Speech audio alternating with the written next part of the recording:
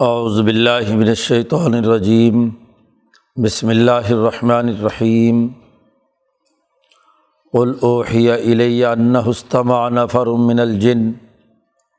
فقالوا انا سمعنا قرآنا عجبا یہدی الی الرشد فآمنا بہ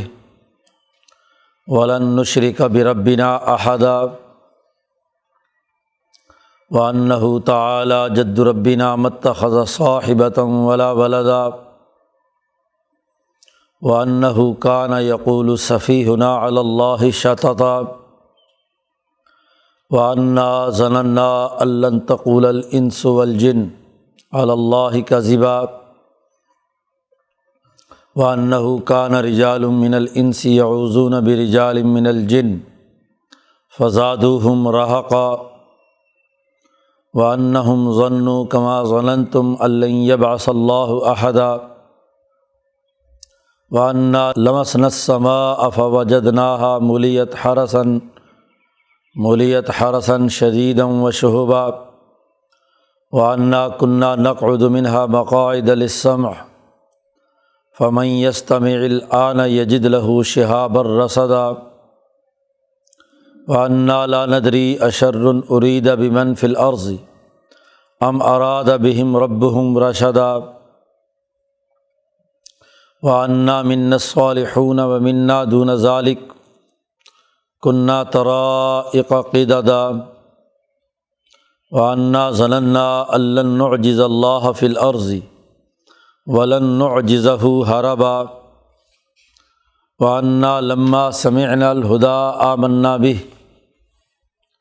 فَمَن يُؤْمِن بِرَبِّهِ فَلَا يَخَافُ بَخْسًا وَلَا رَهَقًا وَأَنَّا مِنَّا الْمُسْلِمُونَ وَمِنَّا الْقَاسِطُونَ فَمَنْ أَسْلَمَ فَأُولَٰئِكَ تَحَرَّوْا رَشَدًا وَأَمَّا الْقَاسِطُونَ فَكَانُوا لِجَهَنَّمَ حَطَبًا وَأَن لَّوِ اسْتَقَامُوا عَلَى الطَّرِيقَةِ لَأَسْقَيْنَاهُم مَّاءً غَدَقًا لِنَفْتِنَهُمْ فِيهِ وَمَن يُعْرِضْ عَن ذِكْرِ رَبِّهِ يَسْلُكْهُ عَذَابًا صَعَدًا وَأَنَّ الْمَسَاجِدَ لِلَّهِ فَلَا تَدْعُوا مَعَ اللَّهِ أَحَدًا صدق اللہ العظیم۔ یہ سورۃ الجن کا پہلا رکوع ہے۔ اس سورۃ مبارکہ میں نہ صرف انسان بلکہ جنات کے بارے میں بھی یہ بات واضح کی گئی ہے کہ وہ بھی قرآن حکیم سنتے ہیں تو اس پیغام کو قبول کرتے ہیں۔ نبی اکرم صلی اللہ علیہ وسلم مکہ والوں کے ظلم و تشدد سے مایوس ہو کر طائف کی طرف چلے گئے۔ طائف کا آپ نے سفر فرمایا کہ شاید مکے کے سردار تو نہیں مان رہے، طائف کے سردار یہ طائف کے لوگ جو ہیں اس دعوت کو قبول کر لیں۔ تو وہاں سے واپسی پر نبی اکرم صلی اللہ علیہ وسلم نے جو مکہ کا سفر کیا ہے، اسی دوران جنات سے ملاقات ہوئی ہے، قرآن حکیم انہوں نے سنا ہے، اور اسی واقعے کے تناظر میں پیچھے بھی گزر چکا ہے اس کے کچھ متعلقات۔ یہاں سورۃ الجن میں اس سے متعلق جنات کا مقالہ اور ان کی گفتگو بیان کی گئی ہے۔ سورۃ الاحقاف میں تو صرف اس کا ذکر ہے کہ انہوں نے بات سنی اور ایمان لائے۔ ایمان لانے کے بعد انہوں نے کیا کچھ کہا، اس کی تفصیلات اس صورت میں بیان کی گئی ہیں۔ یہ بات واضح کی گئی ہے کہ یہ اتنا حق پیغام ہے کہ اس کو نیک سیرت اور صالح جنات نے بھی قبول کیا ہے۔ طائف سے واپسی پر حضور صلی اللہ علیہ وسلم بڑی اذیت اور تکلیف کے مراحل سے تھے، تو اللہ پاک نے تسلی دی کہ انسان نہیں مانتے تو جنات سے ہی، انہوں نے تو آپ کا پیغام سنا ہے اور انہوں نے تسلیم کیا ہے۔ اور پھر یہ جو طائف اور مکہ کے بڑے بڑے سردار جو جنات کی مانتے تھے لیکن نبی اکرم صلی اللہ علیہ وسلم کی اور اللہ کے اس کلام کو قبول کرنے کے لیے تیار نہیں تھے، تو ان جنوں نے ان کے بارے میں بھی یہاں باتیں کی ہیں۔ اس کو اللہ پاک نے پوری وحی کے طور پر، سورت کے طور پر نبی اکرم صلی اللہ علیہ وسلم پر نازل کر دیا۔ آپ کو تسلی دی جا رہی ہے اور فرمایا کہ قل، آپ ان لوگوں سے بتا دیجئے، کہہ دیجئے کہ اوحی الیہ، میری طرف وحی کی گئی ہے، انہ استمع نفر من الجن، کہ جنات کی ایک جماعت نے یہ قرآن حکیم سنا ہے۔ آپ صلی اللہ علیہ وسلم کی تلاوت سنی ہے، پیچھے سورۃ الاحقاف کی تفسیر میں یہ بات بیان ہو چکی ہے کہ جنات کا داخلہ اوپر آسمان کی طرف جانا ان کا مشکل ہو گیا، شہاب ثاقب اور سیکورٹی کے سخت ہونے کی وجہ سے۔ تو جنات نے مشورہ کیا کہ کوئی نیا واقعہ وقوع پذیر ہوا ہے، اس کی پڑتال کے لیے جنات پوری دنیا میں پھیلیں۔ تو جنوں کا ایک نفر، 10-11 جنات کا ایک پوری جماعت مختلف جگہوں پر گھومتی ہوئی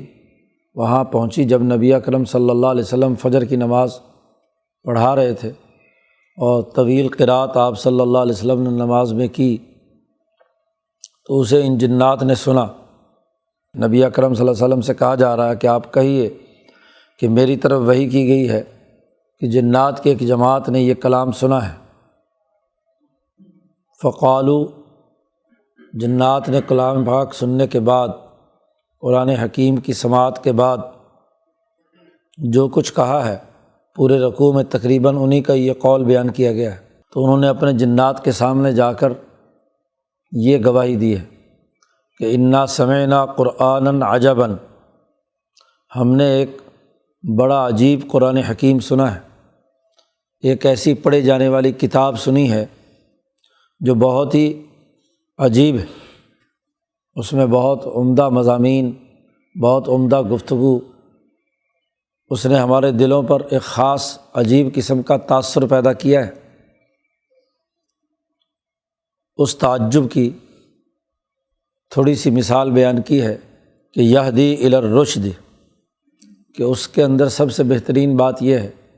کہ وہ رشد و ہدایت کا راستہ دکھاتا ہے، راستہ دکھاتا ہے سیدھا بالکل۔ تو ہم نے قرآن حکیم سنا اور اس نے رشد و ہدایت کا راستہ دکھایا، تو ان جنات نے آگے دوسرے جنوں سے کہا کہ فآمنا بہ، ہم اس پر ایمان لے آئے، ہمارے دل میں قرآن حکیم کی وہ سماعت بیٹھ گئی اور ہم اس ہدایت کے راستے پر پختہ دل سے ایمان لے آئے۔ فرمایا ولن نشرک بربنا احدا، ہم اپنے رب کے ساتھ کبھی بھی کسی کو شریک نہیں ٹھہرائیں گے۔ کتاب ہدایت کا سب سے پہلا پیغام یہ ہے کہ ہم شرک سے باز آ جائیں۔ تو ہم نے یہ فیصلہ کیا ہے کہ آئندہ اپنے رب کے ساتھ کسی کو شریک نہیں ٹھہرائیں گے۔ وَأَنَّهُ تَعَالَى جَدُّ رَبِّنَا، انہوں نے یہ بھی کہا کہ ہمارے رب کی شان بہت اونچی ہے، ہمارے رب کا مرتبہ اور عظمت بہت بلند ہے۔ مَتَّخَذَ صَاحِبَةً وَلَا وَلَدًا، اللہ تبارک و تعالیٰ نے نہ تو کوئی بیوی رکھی ہے اور نہ ہی کوئی بیٹا بنایا ہے۔ اللہ کی شان کے خلاف ہے اس کے لیے بیوی کا ہونا یا اولاد کا ہونا، یہ اس کی عظمت اور شان کی بات نہیں بلکہ نقص کی بات ہے۔ خدا جو ہے، جو رب ہے، تمام چیزوں کو پیدا کرنے والا ہے، وہ بھی اگر بیوی اور بچوں کا محتاج ہو یا ان کی تولید کا تعلق ان کے ساتھ ہو تو یہ تو احتیاجی ہے، نقص ہے، یہ کمال کی بات نہیں ہے، جبکہ ہمارے رب کی شان بہت بلند ہے۔ یہ انہ اور انا کے جتنے جملے آگے آ رہے ہیں یہ سب پہلے والے انا پر عطف ہو رہے ہیں۔ قالو، ان کا کہنا یہ ہے، یہ پہلی بات کہی انہوں نے کہ ہم نے قرآن سنا ہے اور ہم اس پر ایمان لائے۔ دوسری بات کہی کہ ہمارے رب کی شان بہت بلند ہے اور اس کی کوئی بیوی اور اولاد نہیں ہے۔ تیسری بات کہی کہ وَأَنَّهُ كَانَ يَقُولُ سَفِيهُنَا عَلَى اللَّهِ شَطَطًا، اور یہ بات بھی ہے کہ ہمارا جو بے وقوف ترین جن ہے یقول سفیہنا، اس نے اللہ پر بہت ہی بہتان باندھا ہے، علی اللہ شططا، بہت بڑھا چڑھا کر فضول لغو باتیں اس نے کہی ہیں۔ یہاں سفیہ سے مراد شیطان اور ابلیس ہے، کیونکہ کان من الجن، وہ بھی جنوں میں تھا، تو خود جنات اس کو بے وقوف اور احمق کہہ رہے ہیں کہ ہمارا جو بے وقوف جن ہے، اس جن نے اللہ پر بڑھا چڑھا کر فضول باتیں بیان کی ہیں۔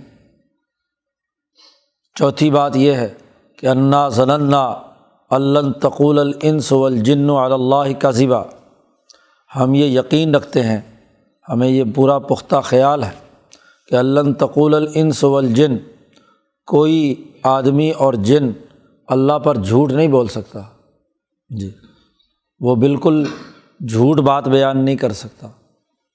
جن کہے کہ میرے پاس وحی آئی ہے اور آئی نہ ہو، یا کوئی آدمی کہے کہ میرے پاس وحی آئی ہے اور وحی نہ آئی ہو، تو ایسا نہیں ہو سکتا۔ ہر جن اور انسان میں یہ طاقت ہی نہیں ہے کہ وہ اللہ پر کسی قسم کی جھوٹی بات منسوب کرے، اس لیے یہ قرآن برحق ہے اور ہم اس قرآن پر ایمان لے آئے ہیں۔ وَأَنَّهُ كَانَ رِجَالٌ مِّنَ الْإِنسِ يَعُوذُونَ بِرِجَالٍ مِّنَ الْجِنِّ، اور اگلی بات یہ ہے کہ انسانوں میں سے کچھ مرد ایسے ہیں جو یعوذون برجال من الجن، جنات میں سے کچھ مردوں کی پناہ لیتے ہیں۔ عربوں کا دستور تھا کہ جب کسی گھنے جنگل میں یا کسی خوفناک وادی میں پہنچتے تھے تو وہاں جا کر یہ اعلان کرتے تھے کہ اس وادی کے جو جن ہیں ان کے سردار کی ہم پناہ میں آتے ہیں، تاکہ اس سردار جن کی وجہ سے اس کے جو شتونگڑے ہیں وہ ہمارے ساتھ کوئی شرارت ورارت نہ کریں۔ اپنے خیال کے مطابق جنات سے بچنے کے لیے تو جنات میں سے جو مرد ہیں ان کی پناہ چاہتے ہیں،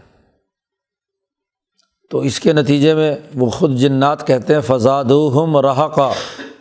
وہ جو مرد جن ہیں وہ مزید تکبر اور غرور اور سر چڑھنے لگے۔ انہوں نے کہا اچھا یہ ان کے بڑے بڑے سردار ہماری پناہ چاہتے ہیں تو ہم بھی کوئی بہت بڑے ہیں، تو یہ زیادہ ہی ان کے اندر تکبر اور غرور پیدا ہو گیا بڑے جنات کے اندر، کہ جب بڑے بڑے متکبر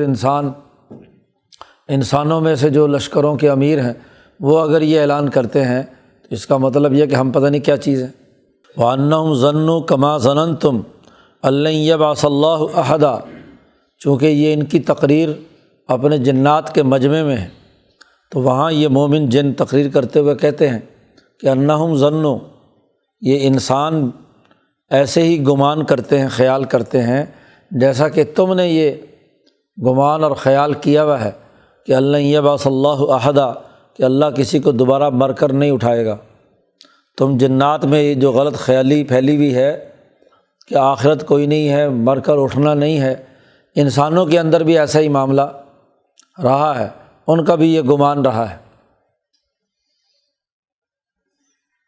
تقریر کرتے ہوئے ان جنات نے اپنے جنات کے سامنے کہا وَأَنَّا لَمَسْنَا السَّمَاءَ، ہم سب جنات جانتے ہیں کہ ہم سب جب آسمان کو چھوتے تھے، اوپر پرواز کر کے اوپر پہنچتے تھے، تو فَوَجَدْنَاهَا مُلِيَتْ حَرَسًا شَدِيدًا وَشُهُبًا، تو اس زمانے میں ہم نے پایا تھا کہ آسمان شدید حفاظتی انتظامات میں ہے، سیکورٹی کے بڑے بڑے فرشتے، حرس چوکیدار، تو بڑے بڑے چوکیدار مضبوط طاقتور فرشتے آسمان کو گھیرے ہوئے ہیں، کوئی بھی آسمان کے قریب پھٹک نہیں پا رہا، اور وہ شہوبہ، اور شہاب ثاقب بھی ان پر گر رہے ہیں۔ جی ایک تارا ٹوٹتا ہے اور پیچھے دوڑتا ہوا جاتا ہے اور اس جن کو آگے اوپر نہیں جانے دیتا۔ حضرت سندھی رحمۃ اللہ علیہ فرماتے ہیں کہ یہ جو ستارے ٹوٹتے ہوئے نظر آتے ہیں یہ تو صرف اس کا ایک ظاہری اور ایک حصہ ہے، اصل جو شہاب ثاقب ہیں اس کا تعلق عالم مثال سے ہے، کیونکہ خود جن بھی نظر نہیں آتا تو وہ شہاب ثاقب جو جن کو جلا کر راکھ کرتا ہے وہ انسانوں کو کیسے نظر آئے گا، وہ تو عالم مثال کی طاقت اور قوت ہے۔ وَأَنَّا كُنَّا نَقْعُدُ مِنْهَا مَقَاعِدَ لِلسَّمْعِ، اور پھر تمہیں یہ بھی معلوم ہے کہ ہم سب مل کر بیٹھتے تھے آسمان میں ایسے کسی جگہ پر کہ جہاں سے آسمان کی کوئی بات ہمیں سنائی دے جائے، تو بات سننے کے لیے آسمان کے اندر کہیں ادھر ادھر بیٹھنے کے ہم نے مقاعد بنائے ہوئے تھے، مورچے بنائے ہوئے تھے، لیکن اب صورتحال یہ ہے کہ فمن یستمع الآن، جو آج سننے کے لیے ادھر اپنے ان مورچوں پہ مقاعد میں جا کر بیٹھتا ہے تو یجد لہو شہاب الرصدا، تو اس کے سامنے گھات میں لگا ہوا ایک شہاب ثاقب آتا ہے اور وہ اس کو جلا کر راکھ کر دیتا ہے۔ تو تمہیں معلوم ہے کہ ہم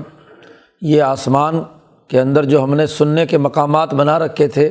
آج کل یہ معاملہ نہیں ہو رہا۔ اور یہ بھی تمہیں معلوم ہے کہ انا لا ندری، ہم اس واقعے کے بعد نہیں جانتے تھے کہ اشر ارید بمن فی الارض، یہ جو آسمان کی اتنی سخت سیکورٹی کی گئی ہے کہ ہمیں اب اوپر جانے کی اجازت نہیں مل رہی، تو کیا اللہ نے آسمان والوں کے ساتھ برائی کا ارادہ کیا ہے؟ ام اراد بہم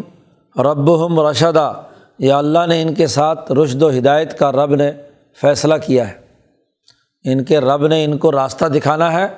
یا ان پر کوئی عذاب آنے کا معاملہ ہے؟ سیکورٹی دو ہی وجہ سے ہوتی ہے، یا تو کسی شر پیدا کرنے کے لیے کہ کسی دشمن پر حملہ آور ہو کر اسے کوئی سزا دینی ہے، اور یا انسانوں کی خیر اور فلاح و بہبود کا کوئی فیصلہ اہم ترین جاری ہونا ہے، تو اس کے لیے سیکورٹی ہوئی ہے۔ تو ہمیں یہ بات معلوم نہیں تھی، گویا کہ جو لوگ شریر ہیں ان کے شر کا فیصلہ ہوا ہے، اور جو لوگ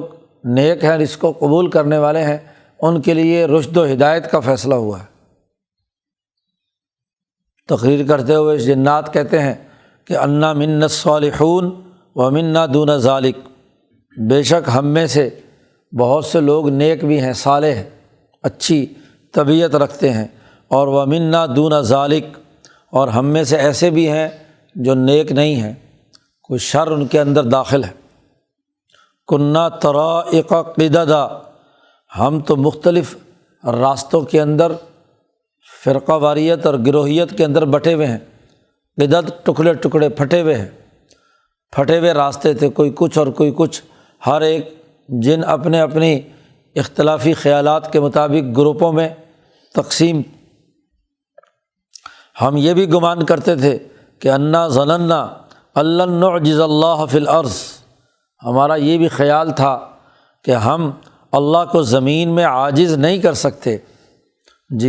اللہ تبارک و تعالیٰ کی زمین میں، اور ولن نعجزہ ہربا،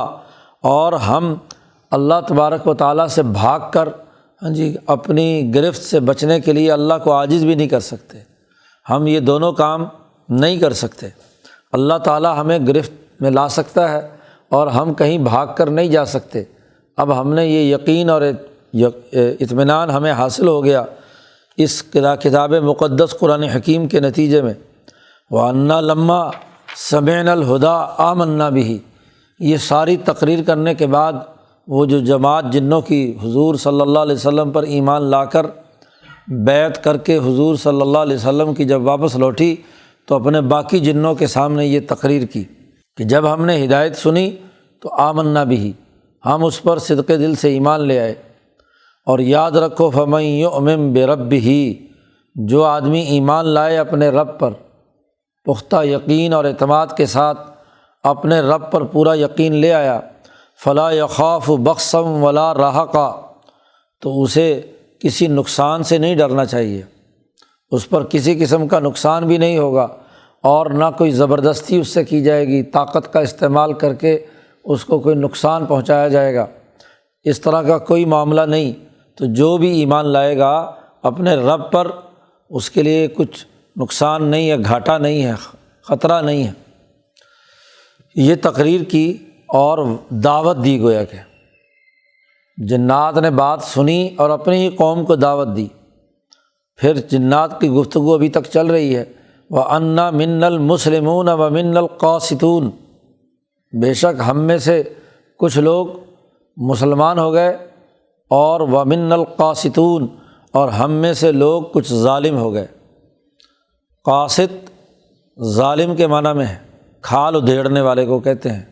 جو چمڑا ادھیڑتا ہے۔ ایک ہے مقسط، مقسط عدل و انصاف قائم کرنے والا، اور قاسط یعنی ظالم۔ تو انا من المسلمون و من القاسطون، ہم میں سے کچھ مسلمان ہیں اور ومن القاسطون، اور ہم میں سے کچھ لوگ عدل و انصاف قائم کرنے والے نہیں ہیں۔ بے انصاف حضرت نے ترجمہ کیا، جو ظلم اور تکبر اور غرور کرتے ہیں۔ قاسط دو ذو معنی استعمال ہوتا ہے، اور ذو معنی استعمال میں دونوں طرف استعمال کر لیتے ہیں لفظ قسط کو۔ اس لیے حجاج بن یوسف کے سامنے جب کسی سے پوچھا گیا کہ حجاج کے بارے میں کیا رائے ہے، تو انہوں نے کہا انت القاسط۔ اب قاسط کے دونوں معنی لیے جا سکتے ہیں۔ حجاج چونکہ جانتا تھا، اس نے کہا تم نے مجھے ظالم کہا ہے، انصاف کی بات نہیں کی تو نے، بلکہ ظالم کہا ہے۔ تو من القاسطون، ہم میں سے کچھ مسلمان ہیں اور کچھ قاسط ظلم کرنے والے ہیں۔ یاد رکھو فمن اسلم فاولئک تحروا رشدا، جو مسلمان ہو گیا، اسلام لے آیا، تو اس نے گویا کہ رشد و ہدایت کا راستہ اختیار کر لیا۔ خوب غور و فکر کر کے جو راستہ اپنے لیے منتخب کیا وہ رشد و ہدایت کا تھا۔ وَأَمَّا الْقَاسِطُونَ، اور جو نا انصاف ہیں، بے انصافی کا معاملہ کرنے والے ہیں، ظالم ہیں، تو وہ فَكَانُوا لِجَهَنَّمَ حَطَبًا، وہ جہنم کا ایندھن ہے، جہنم میں جلائے جائیں گے۔ یہ پوری تقریر ہے جنات کی، جسے قرآن حکیم نے یہاں نقل کیا ہے کہ جنات کی ایک جماعت نے آپ کی بات سنی، اور اس کے بعد انہوں نے جا کر باقی جنات کے سامنے یہ تقریر کی۔ اگلا وَأَلَّوْ اسْتَقَامُوا عَلَى الطَّرِيقَةِ، اس کا عطف پیچھے ہو رہا ہے کہ قُلْ أُوحِيَ إِلَيَّ أَنَّهُ اسْتَمَعَ، أَنَّهُ اسْتَمَعَ پر عطف ہو رہا ہے کہ مجھ پر یہ وحی کی گئی ہے۔ پہلی بات مکمل ہو گئی کہ جنات کی ایک جماعت نے قرآن سنا اور وہ ایمان لے آئے، اور مجھ پر یہ وحی بھی کی گئی ہے۔ اگلی بات وَأَلَّوْ اسْتَقَامُوا عَلَى الطَّرِيقَةِ، اس لیے حضرت شیخ الہند نے اس کے ترجمے میں کہا کہ یہ حکم بھی آیا ہے۔ پہلے فرمایا تھا کہ مجھ کہہ دیجئے کہ مجھ پر یہ حکم بھی آیا ہے، تو اور یہاں بھی اور یہ حکم بھی آیا ہے کہ اللہ استقاموا علی الطریقۃ، لوگ اگر استقامت اختیار کریں سیدھے راستے پر، جو بھی چاہے مسلمان مرد ہوں، عورتیں ہوں، انسان ہوں، جنات ہوں، تمام کے تمام لوگ اگر اس پر استقامت اختیار کریں اس راستے پر، تو لاسقیناہم ماء غدقا، ہم انہیں پانی بھر کر خوب پانی سیراب کریں گے، ٹھنڈا پانی جنت کا جہاں نہریں جاری ہیں وہ ان کو عطا کی جائیں گی۔ گویا کہ اس صورت مبارکہ میں بنیادی طور پر استقامت علی الطریقہ اس کی دعوت دی گئی ہے کہ جو سیدھا راستہ اختیار کیا ہے، ایمان جس پر لائے ہیں، اس پر صبر و استقامت کے ساتھ رہنا۔ نبی اکرم صلی اللہ علیہ وسلم چونکہ طائف سے تکلیفیں اٹھا کر آئے تھے، تو آپ کو خاص طور پر اور آپ کی وسادت سے تمام مسلمانوں کو ان سے کہا جا رہا ہے کہ استقامت اختیار کرو، اور جو اس طریقے پر، اس راستے پر، اپنے اس پروگرام پر استقامت اختیار کرے گا وہی کامیاب ہے۔ لِنَفْتِنَهُمْ فِيهِ، اور یاد رکھو ہم اس سلسلے میں ان لوگوں کو آزمائیں گے۔ آزمائش سے ہی پتہ چلے گا کہ کون مستقیم ہے اور کون غیر مستقیم ہے۔ تو یہ آزمائش تھی، ایک مرحلہ تھا، اس لیے نبی اکرم صلی اللہ علیہ وسلم سے کہا جا رہا ہے کہ آپ کہیے کہ مجھ پر یہ وحی کی گئی ہے کہ جنات نے بھی انسانوں کے ساتھ یہ پیغام قبول کیا ہے، اور مجھ پر یہ وحی بھی کی گئی ہے کہ اگر یہ سب لوگ استقامت اختیار کریں گے راستے پر تو ان کے لیے بہت فائدہ ہوگا، اور ہم اس سلسلے میں آزمائیں گے ضرور، آزمائش کے بغیر کچھ نہیں ہوگا۔ دیکھیں گے کہ ان سختیوں میں اور مصیبتوں میں کون آدمی ہے جو صبر و استقامت کا مظاہرہ کرتا ہے۔ اس لیے قرآن حکیم نے دوسری جگہ پر کہا کہ کیا لوگوں نے یہ گمان کر لیا ہے کہ وہ زبان سے انہوں نے کہہ دیا احسب الناس ان یقولوا آمنا وہم لا یفتنون، کیا لوگوں نے یہ گمان کر لیا ہے کہ ہم ایمان لے آئے اور ان کی آزمائش نہیں ہوگی؟ ان کو آزمایا نہیں جائے گا، آزمائش ہوگی۔ اور نبی اکرم صلی اللہ علیہ وسلم نے فرمایا کہ جو جتنا زیادہ اللہ کے قریب ہوگا اس پر اتنی ہی زیادہ آزمائشیں آئیں گی۔ نبی اکرم صلی اللہ علیہ وسلم نے فرمایا کہ ہم سے پہلے بھی انبیاء اور مجھ پر بھی سب سے زیادہ آزمائشیں آئی ہیں، اور پھر جو نبیوں کے قریب ہوں گے ثم الامثل فالامثل، جو ان سے زیادہ مشابہت رکھتے ہوں گے اسی کے مطابق کیا ہے ان پر اسی طریقے کی آزمائشیں اور فتنے اور پتہ نہیں کیا کیا کچھ آئے گا، تو وہاں وہ استقامت اور صبر کا مظاہرہ کریں گے تو کامیابی ملے گی۔ یاد رکھو وَمَن يُعْرِضْ عَن ذِكْرِ رَبِّهِ، جو آدمی بھی اپنے رب کے ذکر سے منہ موڑے گا يَسْلُكْهُ عَذَابًا صَعَدًا، اس کے لیے بہت اوپر کے چڑھنے کا عذاب ہے، نیچے جہنم میں پھینک کر پھر اسی آگ کے اندر اوپر چڑھنے کا عذاب اس پر ہے۔ تو جھلستی ہوئی آگ کے اندر وہ اس کے لیے اوپر چڑھنا یہ بڑا ہی مشکل ہے، آگ بھی ہو، تکلیف بھی ہو، اذیت کی حالت میں بھی ہو، اور پھر نیچے سے اوپر کی طرف جانا، اوپر سے نیچے گرنا تو جل کر آسان ہے، لیکن نیچے سے اوپر آنا خاصا مشکل ہے، تو وہ چڑھتے ہوئے عذاب کے اندر مبتلا ہوگا، داخل کر دیا جائے گا۔ تو قرآن حکیم نے کہا آزمائش کریں گے ہم، آزمائش میں جس نے استقامت علی طریقہ کیا تو اس کے لیے خوب ٹھنڈا پانی اور بہترین انعامات ہیں، اور جس نے اپنے رب کے اس ذکر سے اعراض کیا اس کے لیے چڑھنے والا عذاب ہے، اذیت اور تکلیف کی حالت میں ہوں گے۔ اور یاد رکھو وَأَنَّ الْمَسَاجِدَ لِلَّهِ، سجدے صرف اللہ کے لیے ہیں،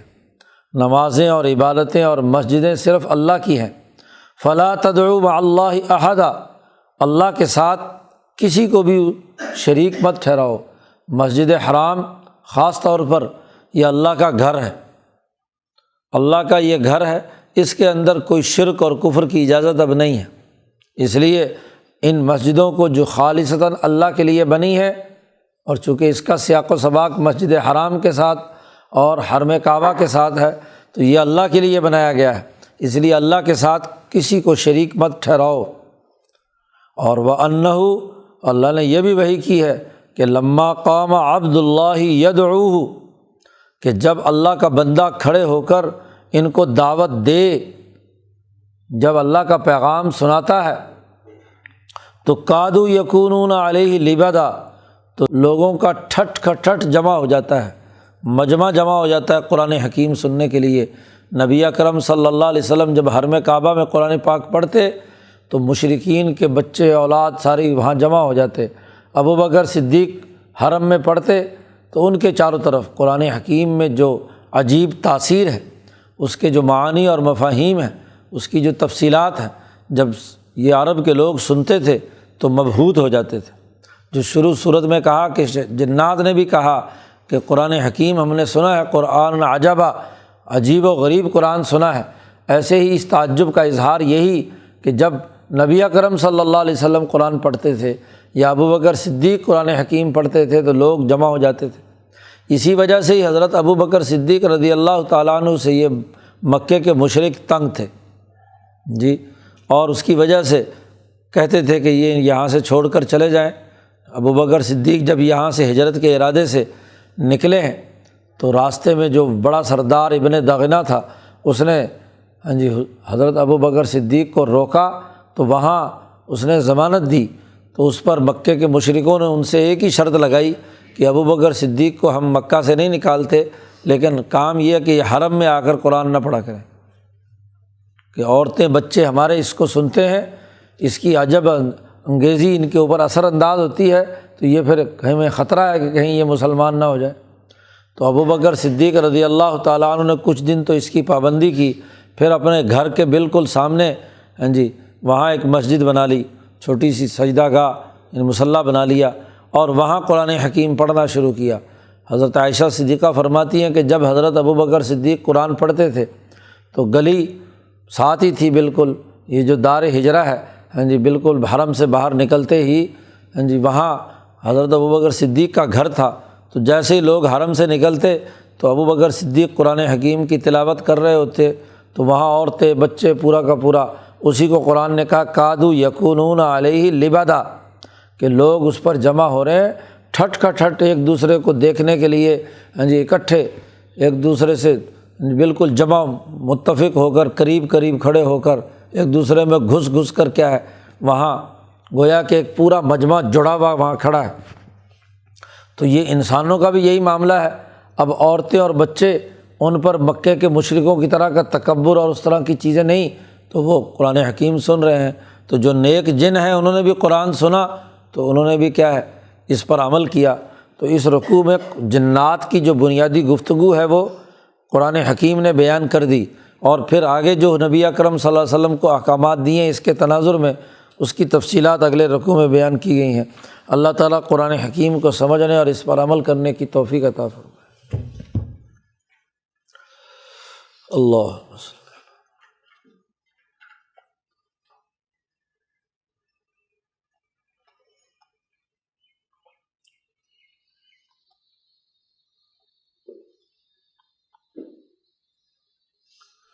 اجمعین۔